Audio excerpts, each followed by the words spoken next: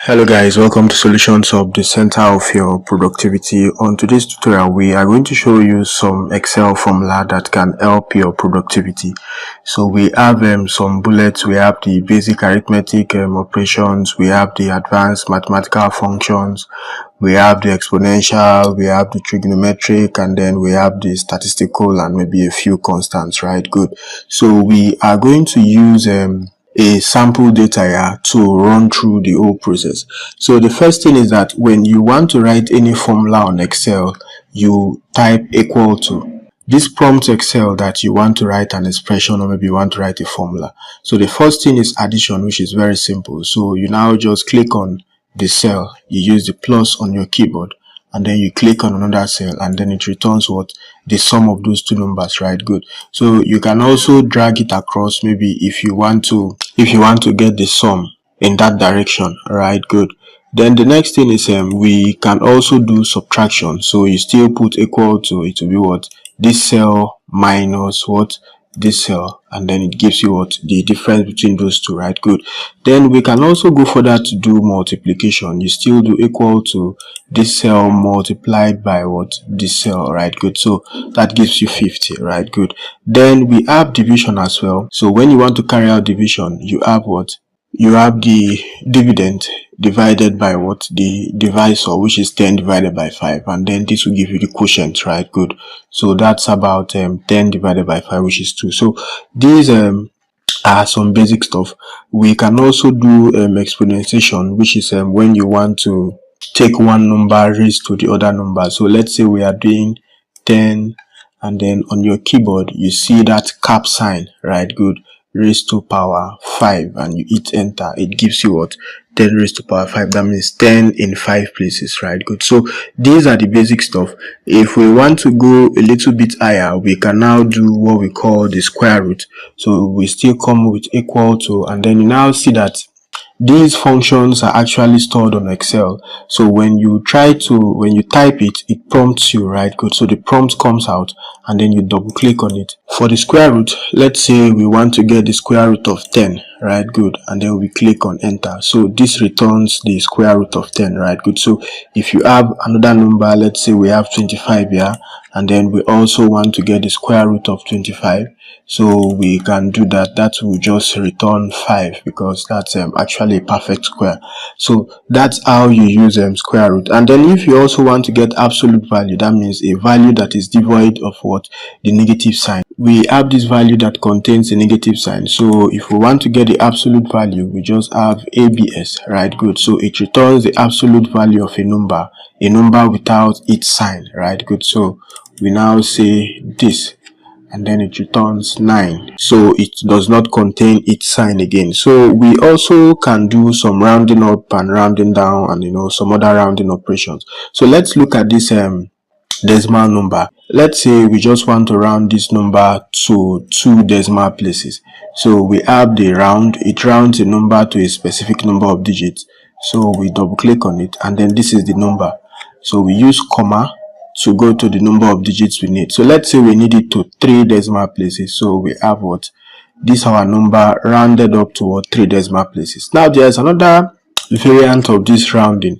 So let's still come to round, but this time around we are trying to round up, right? Good. So if you want to round up, you are trying to round it up to the nearest whole number. So if we say we are rounding up this, and then the number of digits is, let's say, 0, which means we are trying to round it up to the nearest whole number, right? Good. Now in this case you can see that it's 3.1.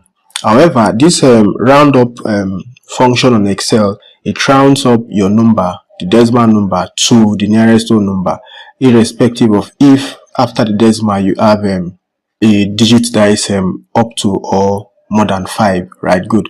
Then if we also come down to the other function of the round variant, which is the round down, we have equal to, we have round down, which is this, right? So if we still want to round this down to 0, you now see that it has rounded it down to the nearest whole number. So when we are trying to round up, we are rounding it up to the next whole number, and then when we are rounding it down, we are rounding it down to the whole number that is before the decimal, right? Good. Then we also have another function called modulus. So that's about getting quotient, maybe the remainder, right? Good, when you divide two numbers. So let's say we have equal to, and then we have modulus. It returns the remainder after a number is divided by a divisor. So we double click. So let's say we are trying to use 10, 8.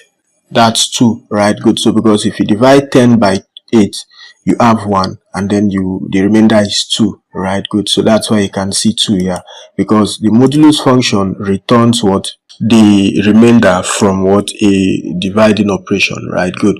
So we can also go further to get the integer. The integer is like the whole number from your set of decimal numbers. So if we come up to say equal to integer, it rounds a number down to the nearest integer. So if we have this and then this is a decimal number, right? Good. You now see that the nearest integer is what?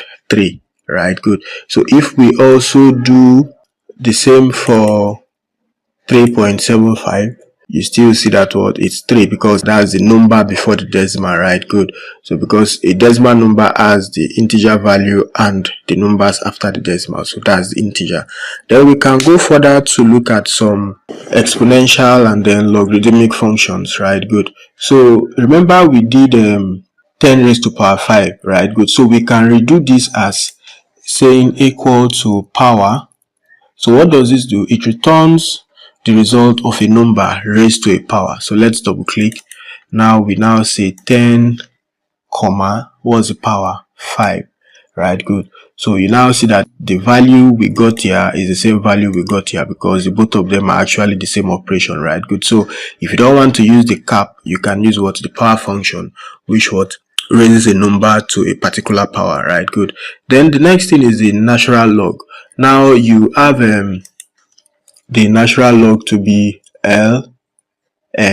It returns the natural logarithm of a number, right? Good. So if we double click on that and then let's say we go with 10, that's the natural log of that number, right? Good. So if we now want to specify a particular base, so you come back here, you still say equal to, and then you have log, then you say 10 base maybe 2. It returns the value for log 10 base 2, right? Good. So if you have some logarithmic numbers, if you have some numbers and then they are on different bases, you can actually use this logarithmic function to operate on them. Then for exponential, there's a constant e. If we say equal to exp, it's actually at the tail of the tutorial. So when you say exponential, which means we are raising this constant, which is called the Euler's number, to a particular number. So if we close it, that means we are saying that constant raised to power 2, right? Good. So if we just write the ESP and then we put 1 in it, which means we are raising it to power 1, and anything raised to power 1 is that same number, right? Good. So that's how it goes. So that's for the ESP raised to power 2 and then ESP raised to power 1, depending on what the operation you want to perform with it. Now we can go further to do some trig functions. Now when you are having some angles on Excel, or maybe when you want to carry out some operations using angles in Excel, you need to convert your angles to radians, because Excel does not see your angles in degrees. So if you want to operate on Excel using angles, you convert it to radians. So we have some angles here. The first thing is that we say equal to, so if you want to convert your angles in degrees to radians, you just use this function on Excel called radians. What does it do? It converts degrees to radians. So we have this, and then we want to convert all of these our angles to what? To radians. So you now see that Excel automatically auto-populated what? The other cells that we did not click. So we now have the radians equivalent of our angles in degrees, right? Good. So from this we can now carry out some trigonometric operations. So the first of which we can decide to say equal to sine 30. You know sine 30 is actually 0.5, right? Good, but you cannot on Excel say sine this 30, but you can say sine this value. So if you do that and you click on enter, it will give you 0.5. However, if you now say equal to sine and then you go by using this 30, you have a wrong answer. Whatever value you get here is actually wrong because it's not what sine 30. So we can decide to just maybe drag to give us, you now see sine 90 is 1, right? Good. So this gives you what the sine values of all the angles in degrees. You can do the same for what, for maybe cos. You can still say cos all these values that we have here. So that gives you 0.8. If you autofill it, you see cos 60 is what, 0.5. So this is how you carry out trigonometric operations using what you call it, using Excel. You don't use your values directly in degrees, you convert it to what, to radians. Now these values that we have converted to radians, we can still convert them back to degrees. So if you have some values in radians and you want to convert them back to degrees, the same way we got a formula, we can say equal to degrees, right? Good. So it converts radians to degrees. So these are our radians values, right? Good. So if we click on enter, we have their equivalent in degrees, which is this, right? Good. So you now see that the values we have here are the same thing as the values we have here, because these radians have been converted to degrees, just like these degrees we are converted to radians, right? Good. We can also move to some statistical functions. You know, if you have a range of numbers, let's say we have this range of numbers and then we want to get the sum, we can actually say equal to sum, and then we now drag, right, enter. It gives us the sum. There's another way you can do it. You can still say equal to, we have sum, and then you click on the first cell and then you use what, colon. When you use colon, it picks what, the first cell, and then you now also write the cell number of the last one, which is what, F6, right? Good. So you have F6. So it now defines that range. So you click on enter and it gives you what, the sum of that particular range, right? Good. So if you also want to find the average, you can also do similar stuff. Just type average, it returns the average, that's the arithmetic mean. So you just highlight your range and then you click on enter. It gives you what, the average of what, that range of number. Similarly, if you want to find the standard deviation of your range of numbers, maybe for a sample data, you can still say equal to, we have the standard deviation for sample data, right? Good. On a sample, so we double click and then we have our range of values and then we click on enter.